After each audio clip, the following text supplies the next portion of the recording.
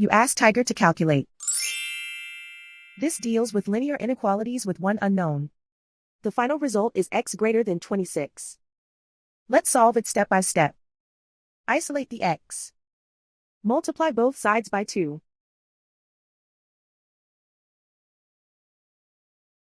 Group like terms.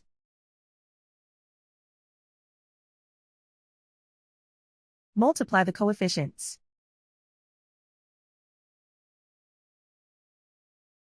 Simplify the fraction.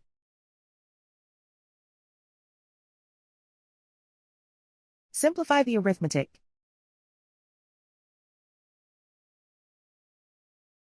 Plot the solution on a coordinate grid.